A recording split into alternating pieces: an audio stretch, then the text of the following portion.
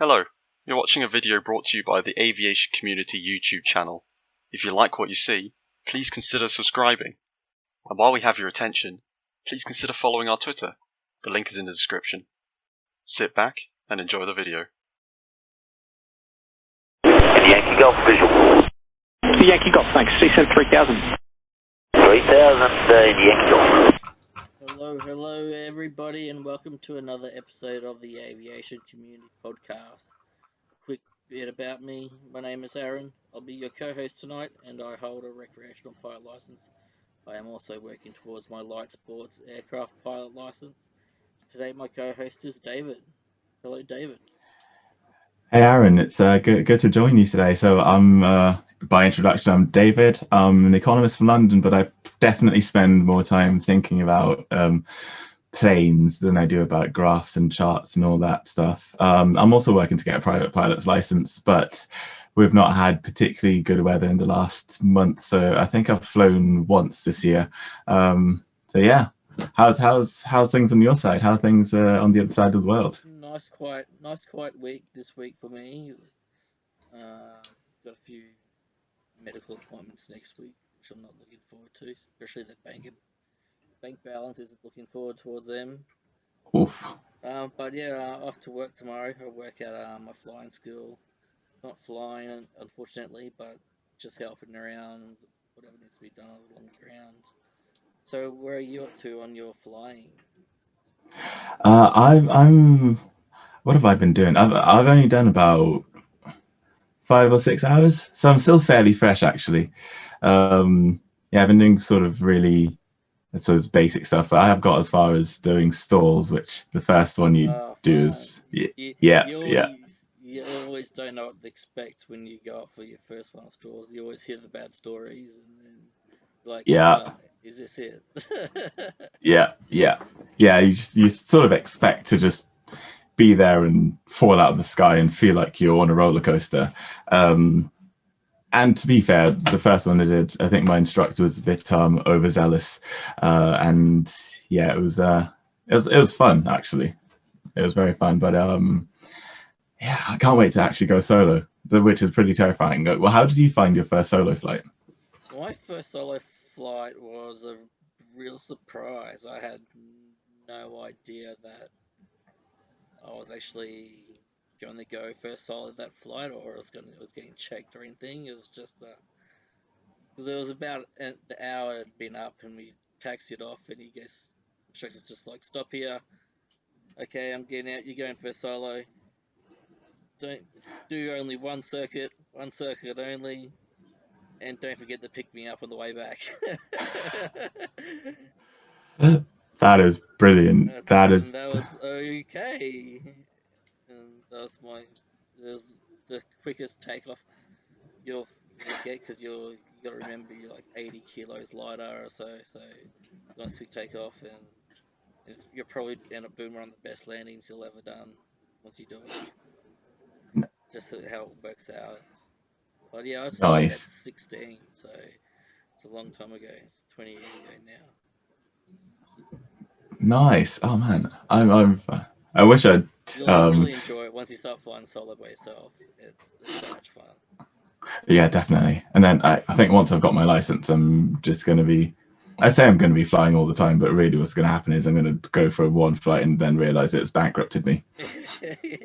Yeah, once you start doing navigation flights, and they're 3-hour flights, and it starts adding up pretty quickly, the costs. Yeah. Awesome. Oh, that's so good. I've got a 5-day weekend, so I'm actually hoping to do some flying this weekend if the weather holds up. Is the flying school like the airfield close? Yeah, it's not too far. It's about a 35-minute drive. That's right. Yeah, it's not too bad. I've got an airfield like 5 minutes drive from me. Our main general aviation airfield in Brisbane. Archer Field's only 5 minutes, so we're in the circuit area. So if they're on, like today, on the crosswind runways, we're here all day, just hear the light planes flying over. Nice. Are there? Being an aircraft spotter, it's always friendly outside. Yeah, definitely. See what it is. Yeah, that's awesome. Do you actually get any like aside from this, the standard Cessnas, Beechcraft, Barons, Pipers, whatever? Do you get any really interesting aircraft landing or Yeah, taking there's off there? two Cessna 525 jets based out Nice. there. There is a not Piper, Belarus PC-24. There's only two of them in Australia, and one's in West Australia, one's based at Archfield. So that thing can fly on finals. It's like a private jet, and it's doing 98 knots on finals still. So Wow. it's really made for short field takeoff and landings and bush fields. So yeah, we got the odd jets come flying in, so which is really good. Sweet. That's so cool. I kind of wish I lived a bit closer to my airfield. I know there are a couple of red arrows there, which I've seen knocking about when I've been flying, but never had to take off or land behind one of them, which is probably for the best. Yeah, that's where I did cadets, so I did all my flying at our local Air Force base, so we had all the jets flying around.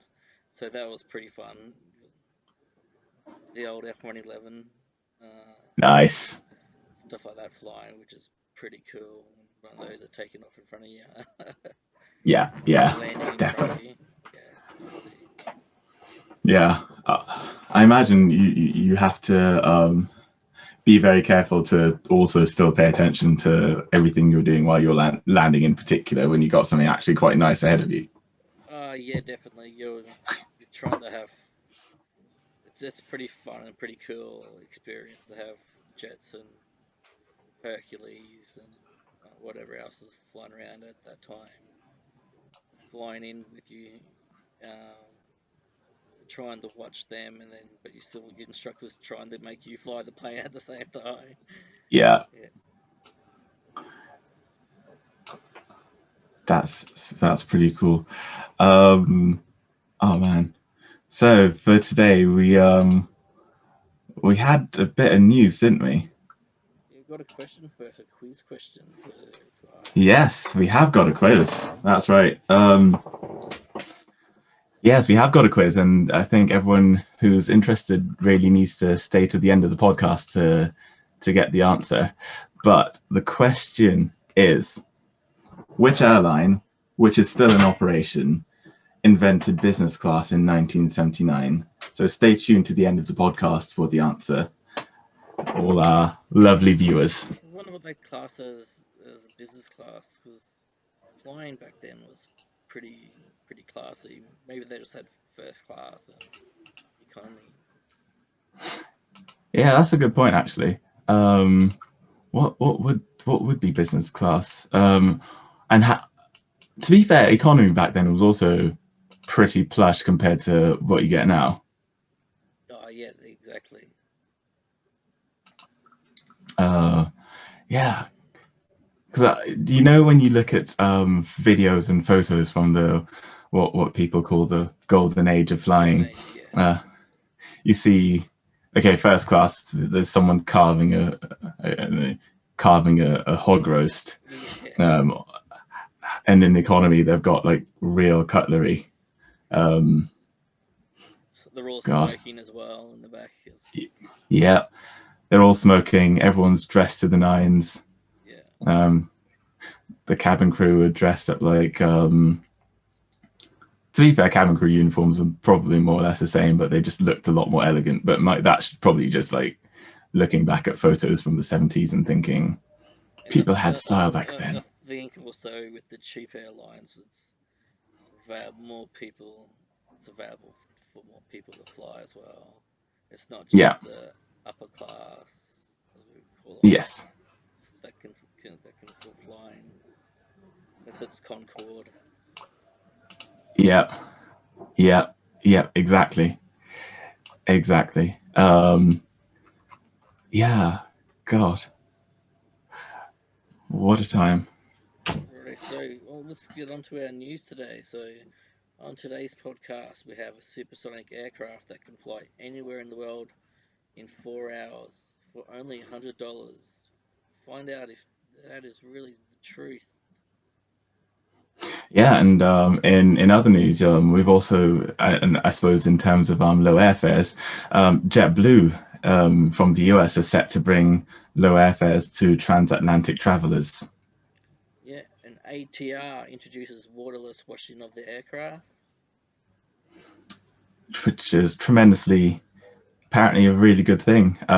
British Airways are also doing good things. Last week they delivered 18 tons of medical aid to India. Good sign from the uplift of aviation as Qantas had 7 new routes. Yes. However, there's been a couple of not so good things in the aviation world. There was an incident of pilot incapacitation and collision with terrain. And the main news, not just aviation news, but main world news, and Belarus diverts Ryanair flight to arrest a journalist. Yes, and that is pretty spicy, and I think that's the first story that we're going to lead with. So a Ryanair plane that was flying from Greece to Lithuania was diverted to Belarus for several hours on Sunday, with activists saying that it was done to arrest a dissident journalist on board. The flight was diverted under the guise of it being of there being a bomb scare, and an MiG-29 escorted the jet to Minsk because of this bomb scare, but no explosives were found. And so the former editor of the Next group, Roman Protavisic,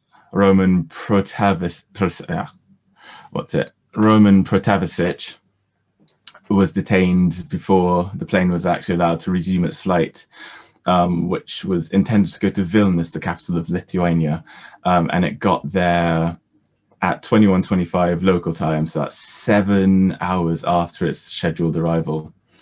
The passengers on the plane actually hadn't been given any information about the reason for the abrupt diversion to Minsk, but a few people reported that they looked into Roman's eyes on the plane and saw that he was, quote unquote, super scared. One man said he was super scared, and I looked directly into his eyes and it was very sad. Touching words there. But yeah, I imagine being on a plane and it sort of just getting diverted to another country. You have no idea why, but then you see people march on the plane and take someone off. Yeah. Yes, it'd be quite a scary experience. I'm surprised they got no information, or surely the pilots at least would have said we're diverting to Minsk, or some sort of information. Yeah, I suppose they would have got the reason as to what they're doing, but not so much the why. Yes.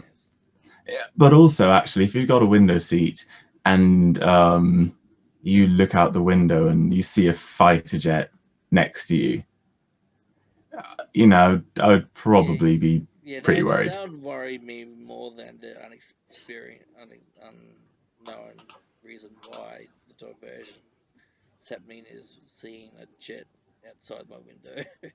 Yeah. Especially again, it was a Mikoyan MiG-29, so a Russian fighter jet. So I think if anyone knows anything about fighter jets and you see a Russian fighter jet escorting you, fine, you're not going to be able to read the registration and realize it's from Belarus, but it's still pretty scary. Pretty scary stuff. Yeah. And one of the main things that's come out of this is that all the airlines now are not flying over Belarus, avoiding Belarus airspace. So at the moment we've got Lufthansa, KLM, SAS, Air France, LOT, and Singapore Airlines were among the carriers that announced so far that they would stop flying over Belarus. Yes, it's actually quite interesting that, and I think all UK airlines and EU airlines have banned flights over. No, sorry, they've not banned them. They've recommended that no airlines fly over Belarusian airspace. And I think it's pretty cool if you look at Flight Radar 24 and you zoom out over all of Europe, you can literally just see the outline, which is just pretty incredible. Have you also another one's a good one it's shown is adsbexchange.com. Have you used that one? I haven't actually. That one's usually, that shows a lot of more military aircraft as well, and aircraft that are being banned to be shown off Flight Radar, they show up on ADSB Exchange. So you can actually look over America and see where their there's big 747 aircraft, not Air Force One. Air Force One, yeah. Not Air Force One, and the other one's the Doomsday aircraft where they control the nukes and that from. That's other than Air Force One and E6s and all that. You can actually see them flying around, which is a bit worrying. Seeing the world, you have these aircraft flying around. Yes. But, you know, they can just destroy the world at any moment they want themselves. Yeah, that's well, it's weird on that front. It's also weird on the front that surely your Joe Public shouldn't actually be able to go and see where the world's nuking aircraft are flying around. No, I think they can obviously turn it off if they want to, like the B transponder. But if that's turned on, then it shows up on this website, which is pretty cool because you can watch like Netherlands and stuff. You can watch their F-16s doing 600 knots at like below 500 feet on the radar, trying to watch them. The radar try to keep up on them. So it's pretty cool. You watch aircraft like that. Yeah. Oh no, that's awesome. That is pretty sweet. I do quite like looking at fighter jets versus commercial jets or props, just because they just go so much faster on Flight Radar. You can just see them going. Yeah. It's good if you can find them on Flight Radar, but that's a lot harder. ADSB Exchange is a lot easier to pick up. Yeah, absolutely. Okay, that's noted. I'm going to actually have a look at that next. Well, actually, yeah. After this, I'll probably have a look at that and just see what Flight Radar, what I'm deprived of on Flight Radar. Yeah. So the Belarus thing was, yeah, it's pretty interesting. I mean, there's also the whole political side of it, which, I mean, I suppose, to be honest, if people want to hear about the political side, there's plenty of that on any political podcast. So I don't think we need to talk about that. The old Eastern Bloc countries are still a bit corrupt, I think.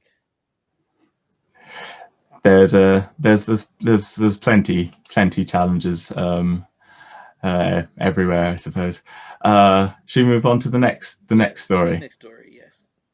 The next story is actually pretty cool in some ways. So Boom Supersonic aims to fly anywhere in the world in 4 hours for $100 US.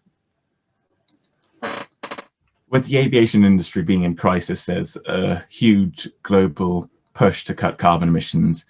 Many of us haven't stepped on a plane or hugged far-flung loved ones in more than a year. I know I'm in that situation. I imagine you're the same, Aaron. Because yeah, you're pretty stuck. We can at least go places, but still have to quarantine for the most part. But reviving the supersonic dream that died with Concorde's retirement nearly 2 decades ago, I mean, it seems a bit like a an outrageous fantasy. But of course, the British-French airliner Concorde, which is by all means and by all measures the best plane ever, was one of only 2 supersonic jets to have operated commercially, and it flew from 1969 to 2003. However, and I think we pointed this out earlier, it was ludicrously expensive. Oh yeah, talking like $20,000 in today's. Yeah. Each way, and for a seat, not even a bed or Yeah. a TV. No TVs, no internet. No, Just the the only thing, yeah, just to see, the only entertainment was the counter that told you your max speed. Oh, the max speed, yeah, and of course, because it's a Concorde, the windows are like this big. yeah.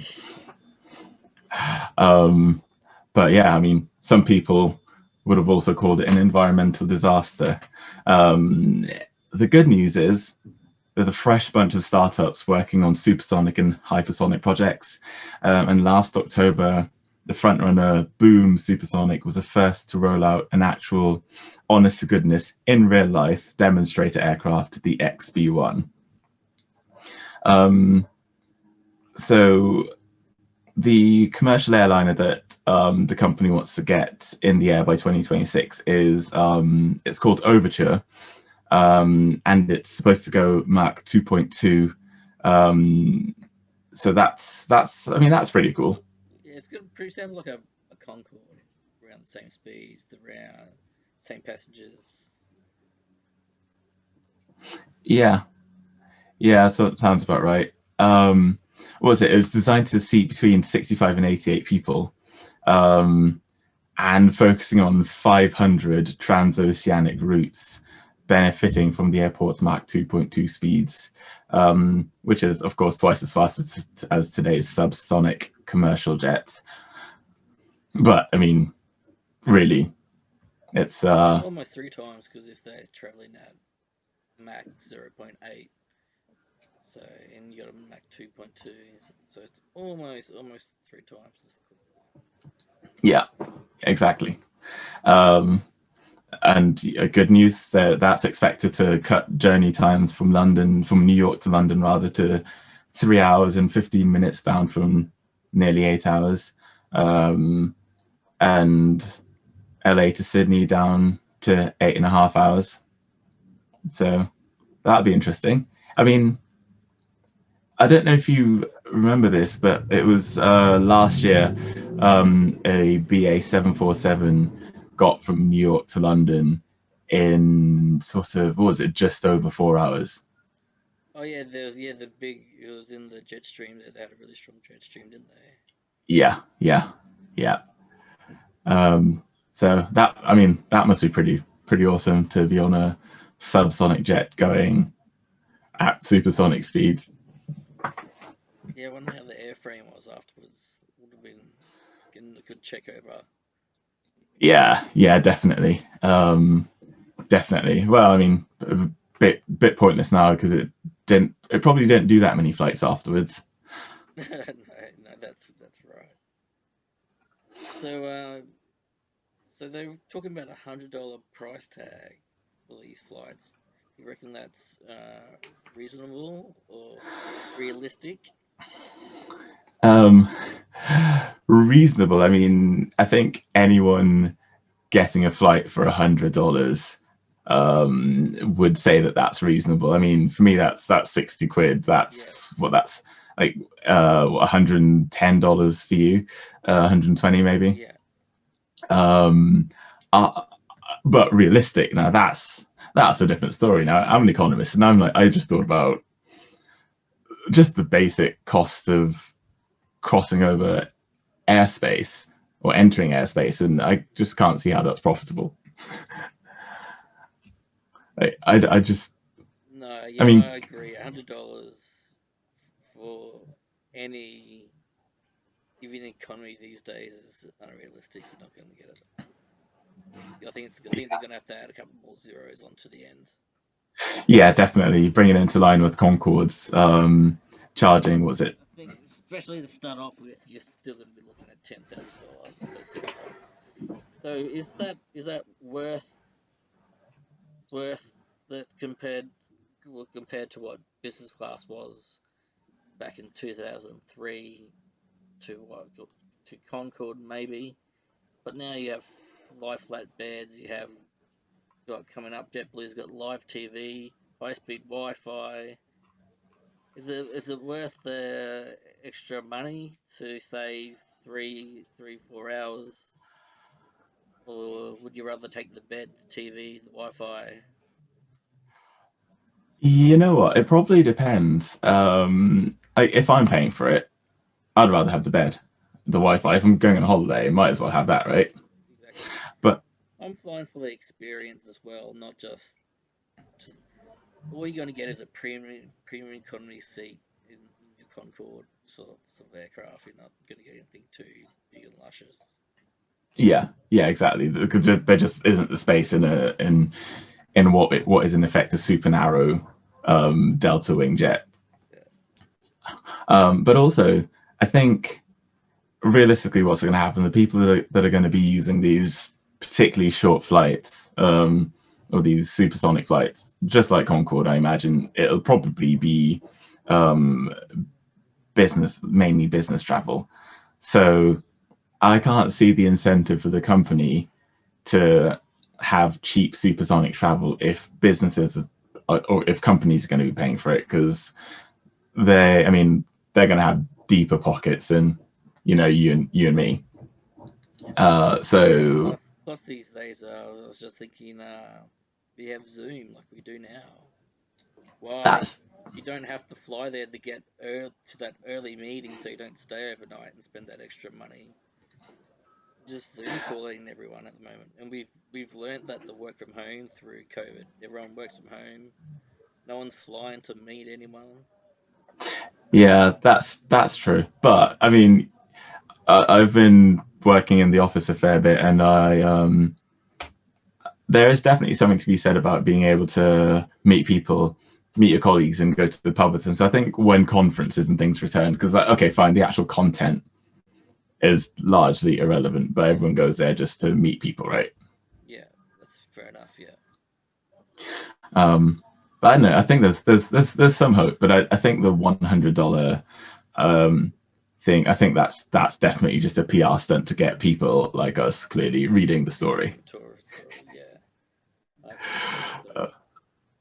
Okay, so on to our next story. Our next story, JetBlue. Yeah, this is another one about low fares. JetBlue set to bring transatlantic travelers low fares.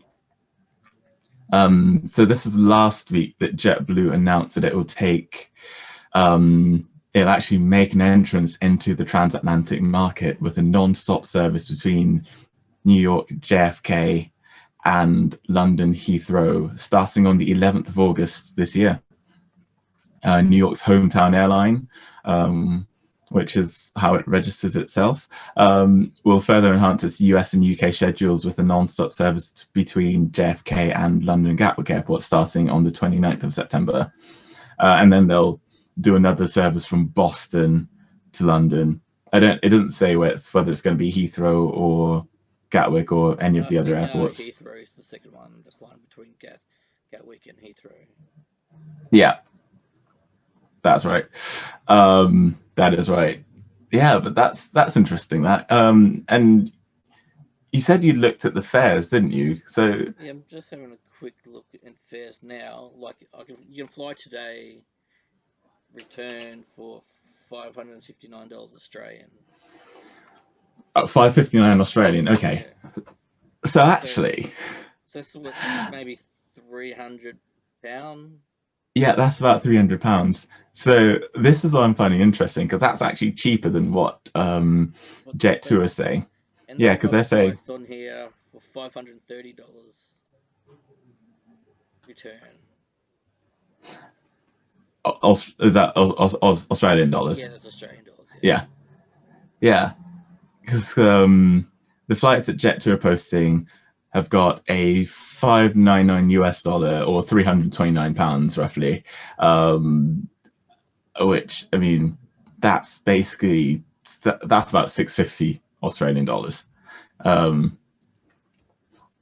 So I again, I think this is another sort of look at us, guys. But both routes to Gatwick and Heathrow will operate on their brand new long-range A321s with mint suites, which I imagine is their business class. Yeah, like business class. It's just your lie flat sort of bed. Yeah, and then 117 core seats in the, as they say, sleek and spacious airspace cabin interior. It's a lot of words to just say economy with leg room. Exactly. That's all it is. A bit of extra leg room. Yeah. And I mean, the idea of flying an A321 long haul, I don't know. How do you feel about that? I still think, I don't know, anything with a single aisle feels cramped to me. Even if the seat is bigger, I'm still gonna feel cramped with one haul because as soon as there's a trolley cart coming down the aisle, you can't go anywhere. If there's a person walking down the aisle, you can't go anywhere. You sort of can't scoot across or walk up an aisle and back down another aisle. And there's that not that space, those galley spaces in the middle where you can go and walk around and have a bit of a stretch. Yeah, I've flown from Philadelphia to Los Angeles when I was a bit sick, so I slept most of the way. But yeah, even then, everyone was crowding around just behind our seats because we had the last seat before the cabin door, in the middle of the aircraft. So people were Nice. gathering around there, just mingling, trying to stretch out. So still a 5 hour flight, and that was bad enough. So you can imagine people what they're going to try to do on a 14-hour flight, 8 hour and a half flight. Yeah. Yeah, definitely. Definitely. I mean, I mean, I imagine you do the same. Like I do quite a lot of, well, I should say, not do, did quite a lot of short, medium haul flights, and the A321s are fine for medium haul. I've done Istanbul and where else? Heraklion to London, both ways, I suppose, in an A321, and it's fine for 4 hours. 8 hours, I don't know. There's also something to be said about getting to an airport before a long haul flight and looking and seeing this absolute beast of a machine, whether it's a 777. It doesn't look like it's gonna fall apart by the time you get Yeah, there. yeah, exactly. Is that gonna make it to your Yeah, American? exactly. Yeah, I just think it's a bit wrong to think, oh, go on a flight that's crossing an ocean on the same plane that you fly from one end of your own country to the other. Oh well, it's all right for your country because Yeah, it's that's about 20-minute flight. yeah, that's a good point. That's a good point. What is the longest domestic flight in Australia, actually? Probably Sydney to Perth or Brisbane to Perth. That's about 5 hours, 5.5 hours. Damn. And then compare that to New Zealand's only 3 hours away, 3.5 hours away.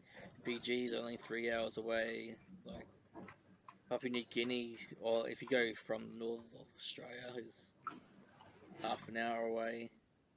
So we have these countries that are closer to me than the half the country, 1/3 of the country. Yeah, that's madness. I mean, the closest I can say we've got is London to Amsterdam is 40 minutes compared to London to Aberdeen, which is an hour and 10. Amsterdam, why?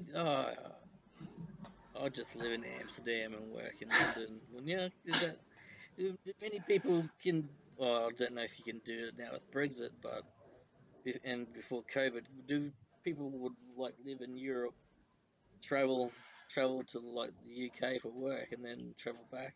I know there's a lot of country like holiday homes in Europe. Yeah, there are loads. There was actually an article in the news a couple of years ago about this guy who actually commuted. So this is actually just ridiculous, but he commuted from Barcelona to London, or just outside Barcelona to London, and because of the how cheap his house was, it was still cheaper than living in London. Jeez. Yeah, but that was, I mean, that's just ridiculous. I mean, who's got time to do all the airport nonsense every day?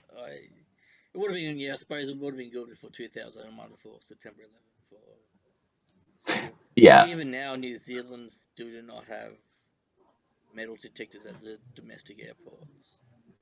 Yeah, they don't. I was I found that really weird. Yeah, when I was there last year, when I first moved there and I got off my international flight to my domestic flight, I got lost because I was looking for like the security line and I couldn't find anything. Yeah, like, yeah. Excuse me, where's the domestic way? And they're like, just go straight through there. I was like, okay. Yeah. Yeah, I was shocked. I think I was flying Christchurch to Wellington, and it was like you get into the airport, turn left, all the domestic flights are there, and you just see everyone sitting around, and you see the ATR 72s sort of through the window, and like, what? So where's what?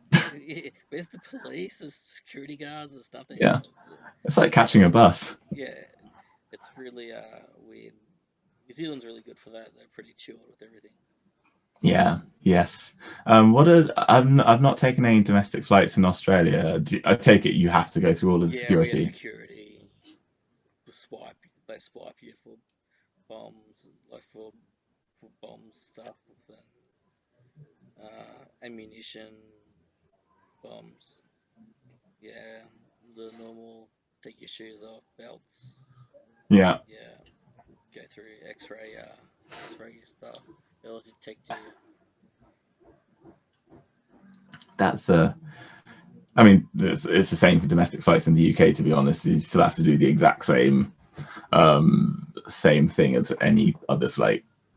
But I know Sydney at least airport, there's like a special domestic terminal and then the international terminal. There's no like terminals.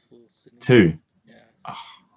Oh, the dream. Virgin have one and Qantas have one. What's like Heathrow? How many do Heathrow have? Heathrow's got. When I got off my flight from Air New Zealand, it was about a 15-minute walk under the terminals, and it was literally 15 minutes before we got to our queue, and then of course the queue takes an hour. Yeah. Heathrow's a bit interesting because it's got 5 terminals. Well, technically 4 because one terminal is demolished for reconstruction. But yeah, it's got 4 at the moment, and to get between, there's Heathrow Central 1, 2, and 3, and you can walk between those 3. Yeah. Not a pleasant walk, but you can walk nonetheless. And then there's Terminal 4 and 5, and to get between those, you either have to get the underground or the actual like national train service that runs between them, because do they have little pod cars or something? Or is that what they've got? They've got the pod cars, but those are only in Terminal 5, only in the BA terminal. Oh, okay. Which those are pretty cool. I think they take you to one of the swanky car parks. Oh, is that all it does? It doesn't take you to another terminal. Yeah. Sadly not. It takes you to the car park.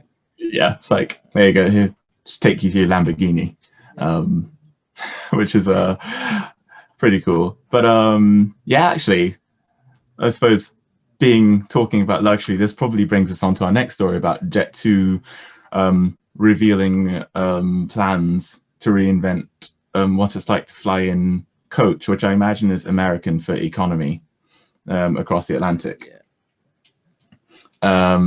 So they announced again last week more details of its plan to shake up the transatlantic market, this time unveiling its core experience for travelers who previously flew with other airlines in economy or coach.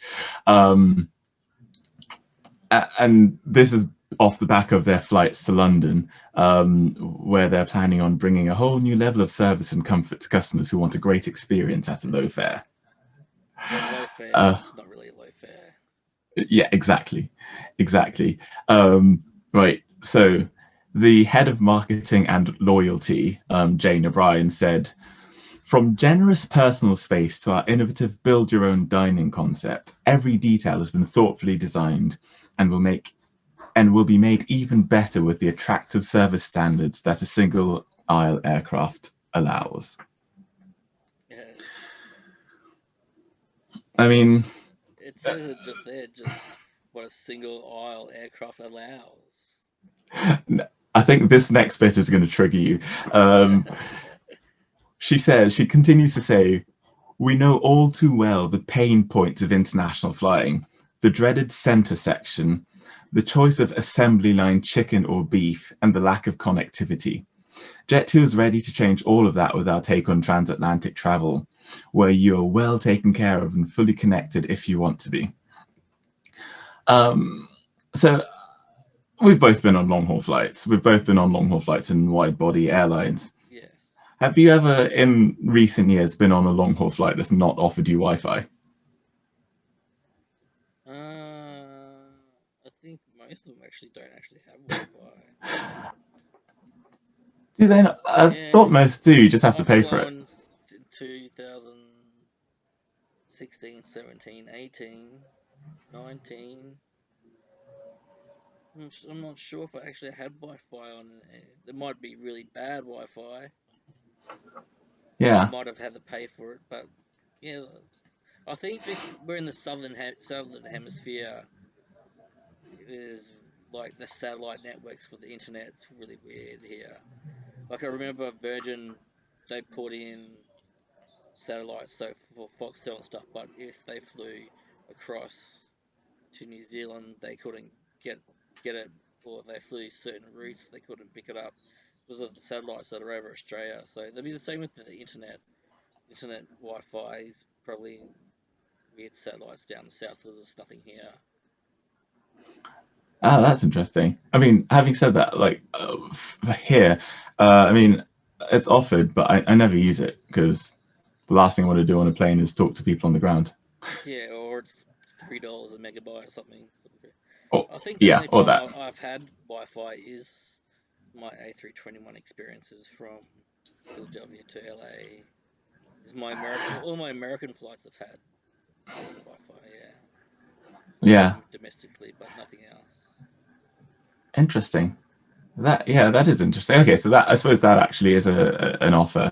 But yeah, so continue with the article. Actually, Jet2's transatlantic flights will feature what they call its newest innovation, a build-your-own meal, designed by a New York-based restaurant group called Dig. So yeah, that's interesting. That's not going to go well either, because you're still going to run out of. Because you're still only going to be able to carry so much chicken, so much beef, so much fish, and everyone's going to want the chicken. And sorry, sir, the chicken's taken. Well, what's the point of making my own meal if I can't make it? Yeah, well, and everyone stuck at the back is just going to wind up getting the veggie leftovers. Yeah, whatever's left, exactly. Yeah, it's like, do you want chicken or beef, or do you want vegetarian pasta? Like, can I have the chicken, please? Oh, we're about a chicken. Okay, can I have the beef? We're out of beef. Oh. And we're out of the pasta. Yeah, exactly. Here's a voucher for McDonald's when you land. Yeah. No, it's pretty interesting that. And then they continue to talk about the spacious seating arrangement that the airline has become known for in the US, Caribbean, and Latin America. Seem to give if they've only got 117 seats on an A321. But they also don't tell you about the 30 seats that take up their minutes class at the front. So that's probably taking up 50 rows. Yeah, exactly. And I mean, I've flown Jet2. Sorry, not Jet2, JetBlue. Yeah. Jet2 is a totally different airline. JetBlue from the US to the Caribbean, and I did not really notice the spacious seating. I mean, it was fine. I had no issues. Yeah, airlines talk spacious seating, but they're talking about 1 or 2 centimeters, really. Yeah, Real life. Or half yeah, an that's inch, true. for those Yeah, imperial people. yeah. I mean, yeah, those imperial people. Anyone who follows me on Twitter knows about my metric blog, so that's a totally different I story. rated metric a lot on the metric time. When they had metric time, they tried to put 10 hours into a day and Yes, 10 minutes into an hour, or something crazy. it's like, This is awesome! 10-hour day! yeah, It like works! us. Yeah. Why can't an hour be 2.4 hours? I mean, yeah, it's ridiculous, that one, actually, because the whole point of the metric system is to standardize things, and at this point, time is already standard, so Yeah, it just exactly. replaces a problem with problems. Yeah, it didn't really work out when you got a 10-hour day, and then an hour wasn't an hour anymore. Yeah, It just and was confusing. yeah, even worse, they had to But have it dual lasted a unit year, clocks. so didn't it? Didn't it last like 15 years or 18 months. 18 months? Yeah. And have those 2 Um, clocks. Well, I still got 2 clocks on it. I still have our local time and English time. nice. But I feel like that's still at least it's the same time. Imagine Yeah, this. that's good.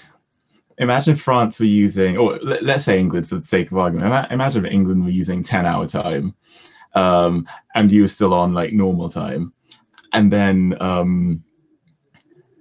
you had to have firstly the time difference, but also 2 entirely different sets of time. Yeah, and their day wasn't actually 24 hours. Yeah, It's totally different as how long a day was. yeah.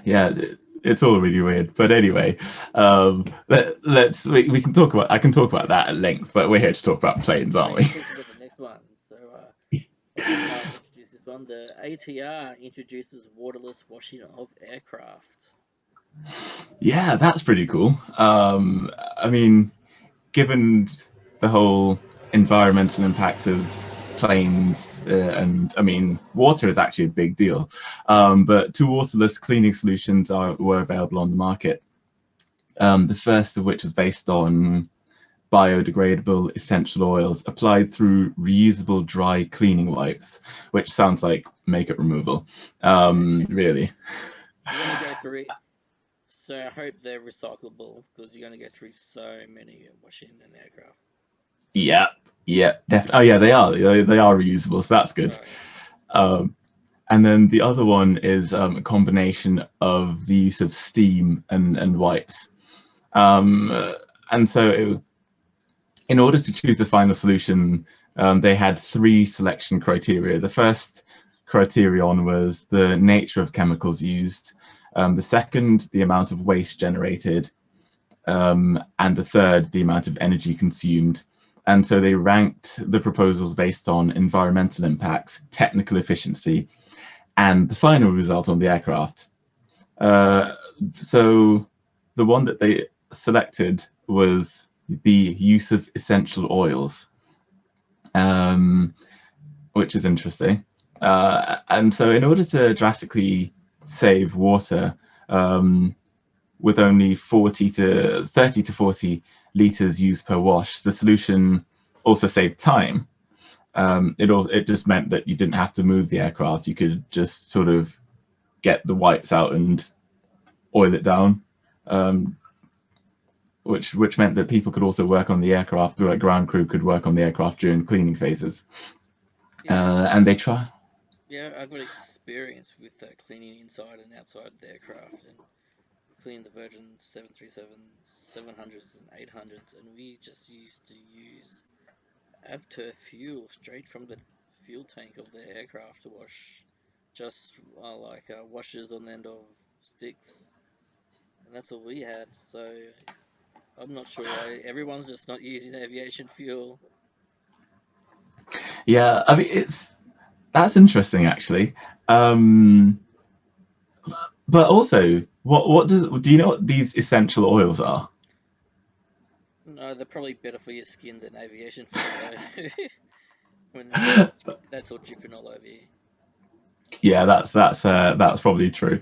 But yeah, why was it the aviation fuel that you used on the 737, 700s, and 800s? It was just the aviation fuel was, well, that I know we tried other products, but nothing's better than the fuel itself to just to clean straight through the grease and grime. It was, and it dries really quickly because it evaporates. So yeah, it was like perfect solution to wash aircraft with.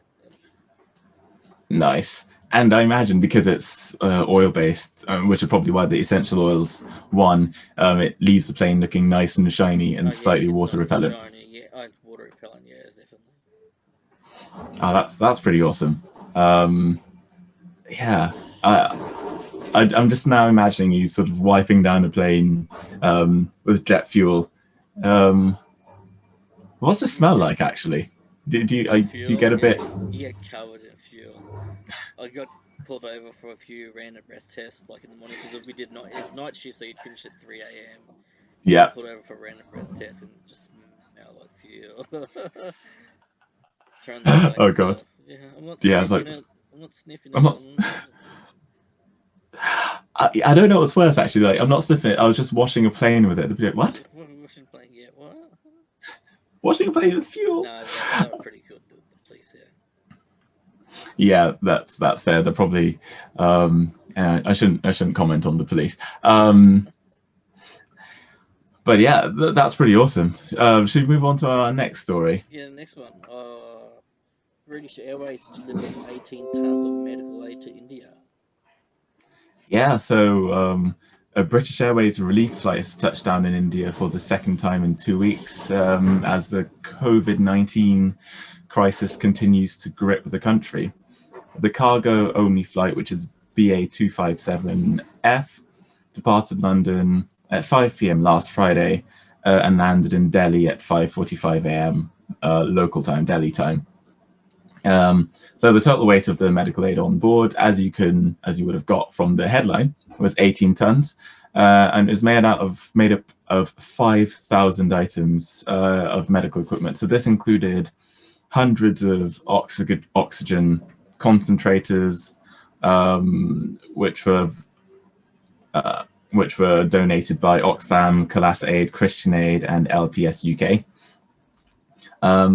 And given the environmental theme that we've had, even though actually delivering aid to India at this time is obviously a huge benefit to the world, Air BP supported the flight and made sure that it was carbon neutral.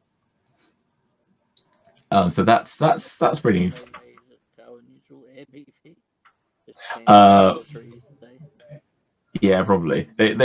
I never actually get how companies make things carbon neutral. Air BP don't mention this, but I imagine, yeah, they probably planted some trees somewhere. Which, if you're planting a tree, I mean, it takes for it to actually start absorbing any meaningful amount of CO2, it's got to be a pretty old tree. So the offset won't happen for at least another decade. Yeah, it's good to see all these countries and airlines helping out at India. They're having a pretty rough time at the moment. Yeah, Especially yeah, when definitely. the story went out. So just a couple of the other airlines that have helped out: Lufthansa, Virgin Atlantic, Emirates, and Qatar have all sent medical cargo to India in the last couple of weeks.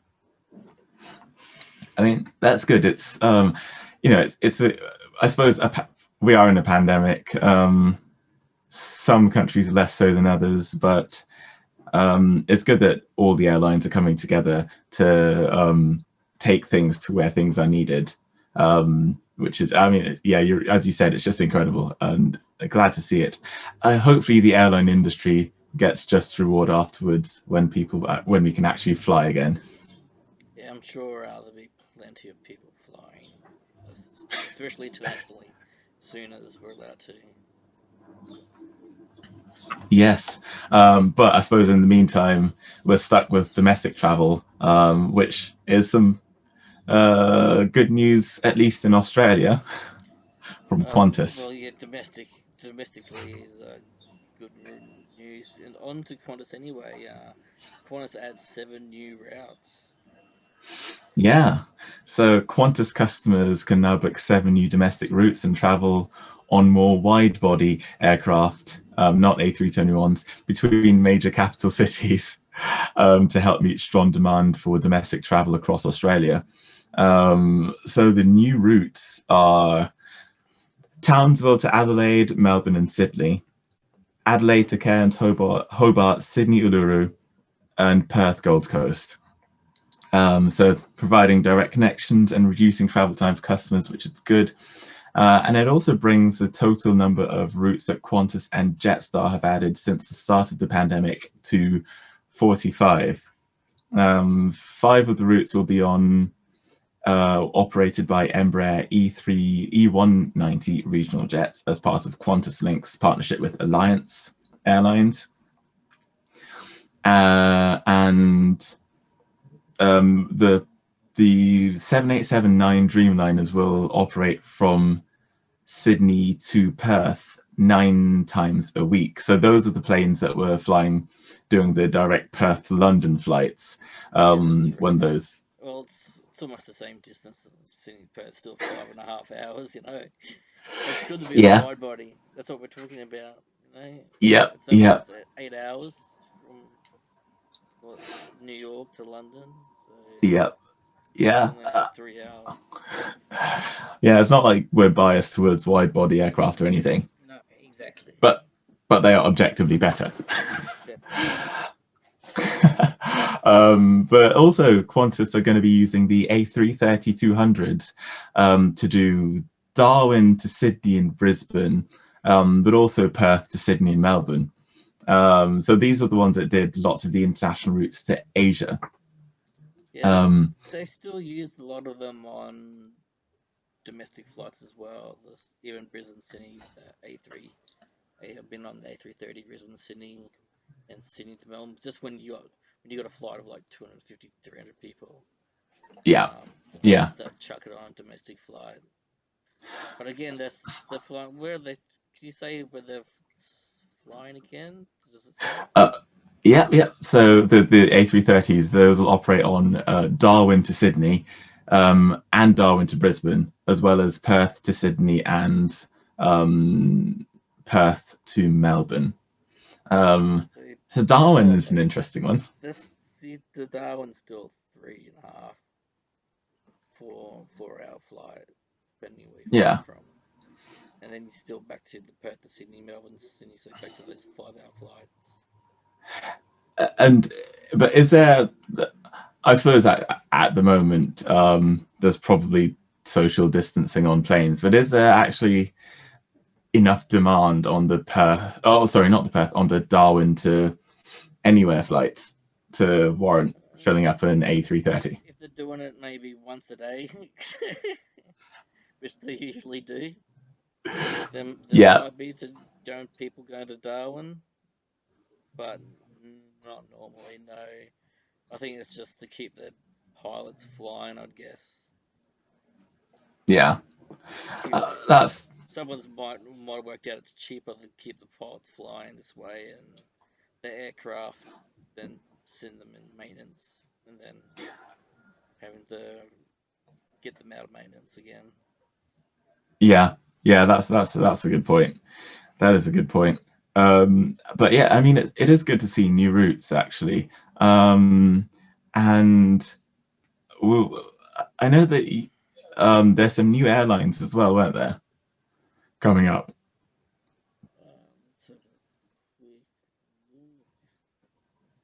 Yeah, there's some new airlines entering in the market, so it's a good sign this market's on and up. You got Sky Alps from Italy, Breeze Airways from the USA, which I think had their first flight today, Air Montenegro from Montenegro, Play Airways. That's a nice pink plane. If you have a look at the photos of that from Iceland, and Air Green from Nigeria. They've got a couple of ATRs to fly out of Nigeria. And the most famous 757 of all is coming back. Donald Trump 757. That's an interesting one. The Trump 757, the livery it looks like something from the 60s. Yeah, I don't think it's Um, updated since he's bought it. yeah, that's true. I mean, the mere fact that it's a 757. I mean, I don't know any 757s in operation anymore apart from this. Icelandic Airways still fly the 757s, I think. Ah, that's cool. I've never been on one. Have you? No, it's just a single aisle 767, isn't it?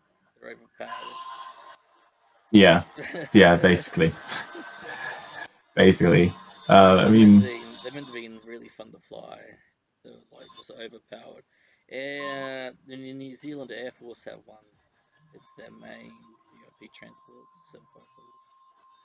757. nice. That again. That is pretty sweet. In terms of new airlines, like so, at the start of the pandemic, Flybe, which is the UK's main, well, was the UK's main sort of domestic airline, that went under, and I've been eyeing the news what's it weekly because someone's bought the name and therefore the company, and there's constant musings about Flybe potentially coming back, which is good because it'd be quite nice to have a actual connected. I mean, I'm in London, so I don't particularly care, but other parts of the country which are less connected by train or whatever, it's quite helpful for them.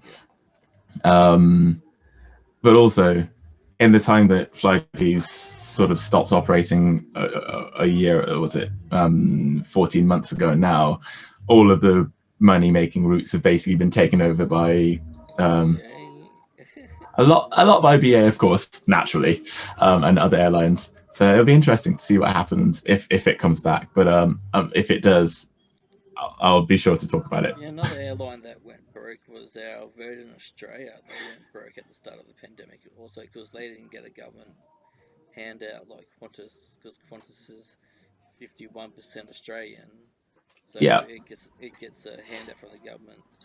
But Virgin Australian have just hired 370 new cabin crew, and plus they're hiring another 250 new team members for other jobs, including pit crew, which I've actually seen advertised here in Brisbane.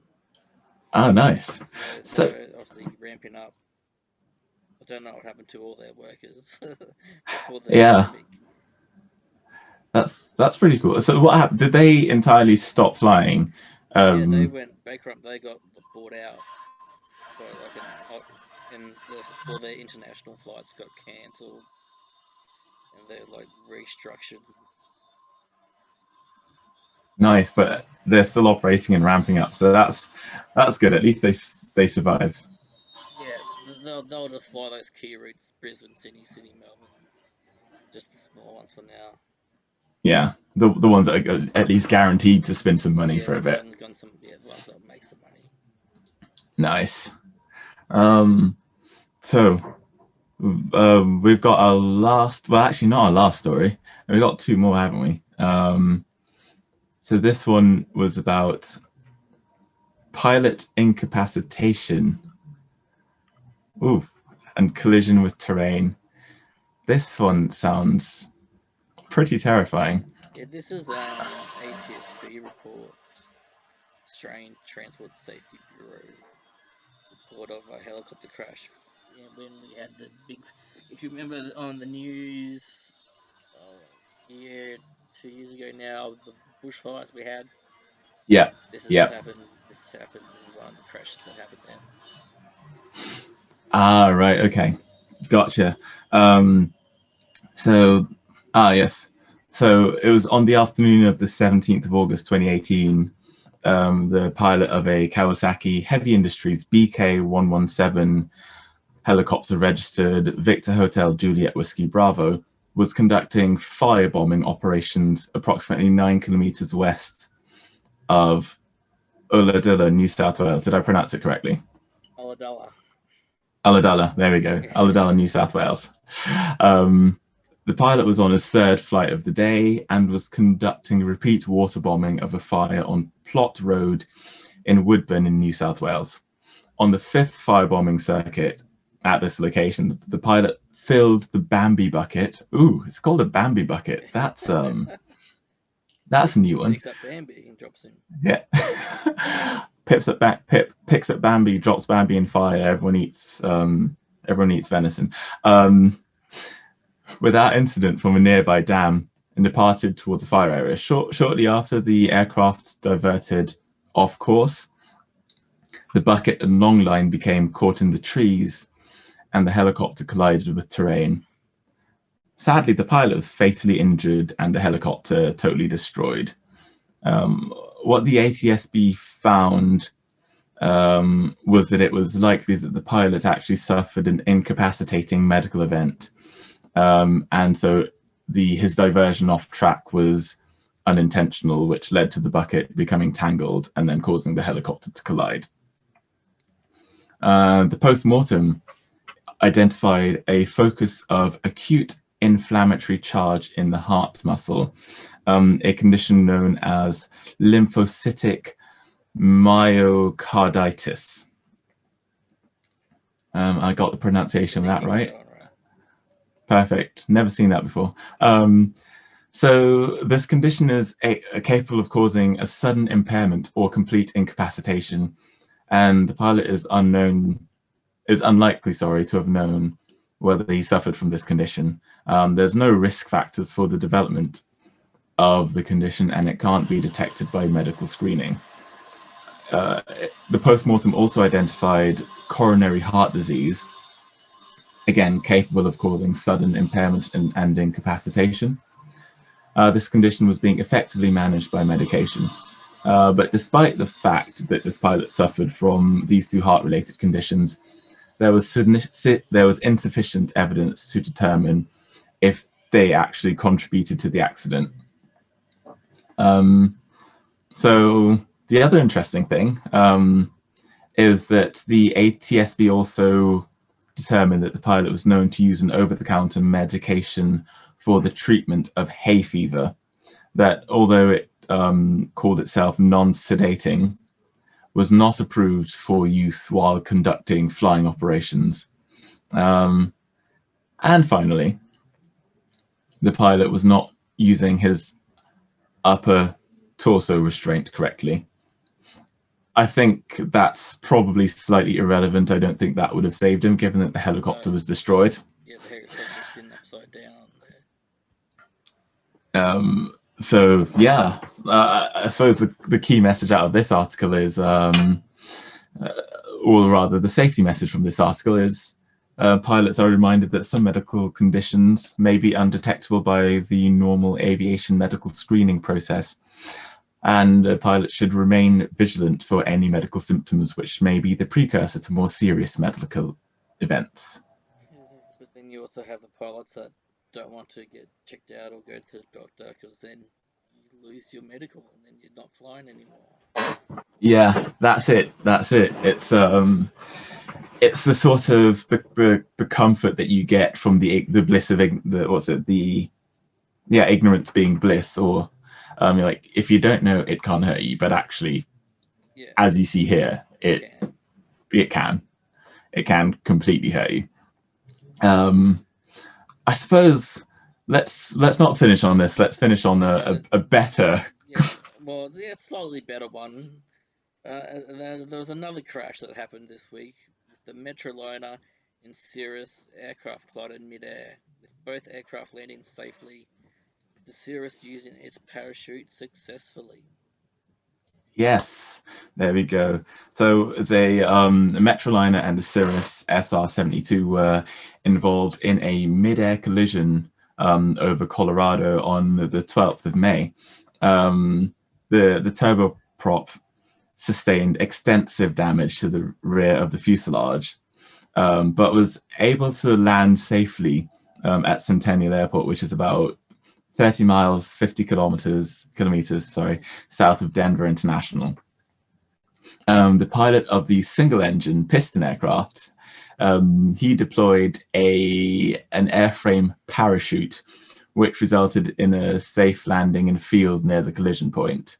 In a statement, the NTSB, which I imagine is the American equivalent of the ATSB, Yes. said it was investigating the incident and that no injuries were reported in connection with the collision, and that initial reports indicate that the collision happened as the aeroplanes were landing.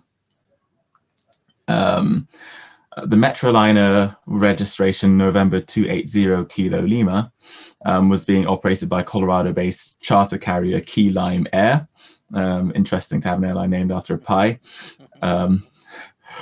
And it was on a short 30-minute flight between Salida Harriet Alexander Field Airport. That's a hell of a lot of names for a field, and Centennial. There was only one person on board. The Cirrus, which is registered November 416 Delta Juliet, that was built in 2016 and had 2 people on board at the time of the incident.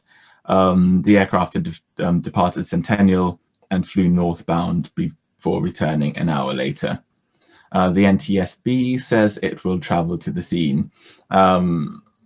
So I suppose, given that I haven't seen many or any actual updates about this yet, so No, there hasn't been any updates out of it, but if you look at the pictures, how the Metroliner landed safely was pretty extraordinary. yeah, Depot. It's pretty cool. But what I find quite interesting is if you look at the actual hole in the back of the Metroliner, that bit is it's actually incredible. I suppose. Do you know what altitude the crash happened at? Clearly, No, wasn't it that doesn't high. say what altitude, but they say if they're both landing. And to pull Yeah. the parachute, you have to be at least 300 feet, I think is the minimum height for the parachute for the Cirrus. So they're probably couple thousand feet maybe if they're landing. Yeah, that's true. I mean, but yeah, the Cirrus, I mean, deployed the parachute, you're right. And even that, it doesn't look, I mean, fine. It obviously is damaged, but I mean, from the photos, it looks good. Like it looks like it's not fully written off. But once you pull that parachute, it's a write-off. Yeah. Yeah, that's true. But still, better to be written off that way than sort of. And just walk away from the flight, then dead. Exactly. Yeah, those Metroliner pictures are, if you get a chance, look up the story and have a look at the hole in the side of the Metroliner. Yeah, absolutely do. It's a wonder that it managed to do 30 miles of flying in that condition. But hey, the good news is everyone is safe and sound and walked away. So that's good. That's very good. Tremendously positive. So I think we've come to the end, haven't we? Come to the end, we have. So that means it's time for our quiz answer. It is indeed. So for those who stayed on, or if anyone sort of is watching this on YouTube and skipped the start and just wanted to get to the juice, well, firstly, go back and listen to the whole thing because it's all juice. But I'll repeat the question anyway. What airline still in operation invented business class in 1979? The answer is an airline that we've spoken about quite a lot, actually. It is, of course, the legendary Qantas. Yes, Qantas invented the business class. So for any viewers and listeners out there, if you can tell us what was before business class, or what was classed as business class before 1979, we'd just send us a message. We'd like to know. Definitely, absolutely. And if anyone's got photos, actually, of Qantas business class, or what was before. From 1979 or before 1979, send them into us. Yeah, that'd be great to see. That would be fantastic to see. Sweet. I just got a notification. So I was actually meant to be flying today at this time from London to Tel Aviv. Yes, and what happened? Well, it's like I suppose. saw a news article the other day. Smart Wings is flying back to Tel Aviv. Smart Wings is flying into Tel Aviv again. Yeah, they are. You got no excuse. There's flights into Tel Aviv. Yeah. It's I'm just gonna do it next year when I think at the moment, when there's no COVID, because at the moment they're only letting in travelers as part of tour groups, and I don't quite fancy sitting on a bus with a load of grannies. Yeah, it's a pretty big target, isn't it, that bus? Yeah, there we go.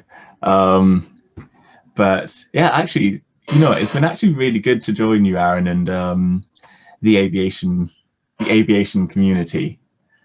Yeah, it's good to meet you and just to talk aviation for an hour. Yes, yeah, absolutely. It's been jolly good. It's been great crack. It's been jolly good crack. Jolly good. Yeah, no, I look forward to joining you again. Righto, so thank you everyone for listening and watching the Aviation Community Podcast, and we'll see you next week. I'm Aaron. And I'm David, and don't forget, follow the aviation community on Twitter, YouTube, Instagram, and all forms of social media. Okay, thank you. Goodbye. Take care. Bye-bye now. Yankee Golf visual. Yankee Golf, thanks. CSEN 3000. 3000 Yankee Golf.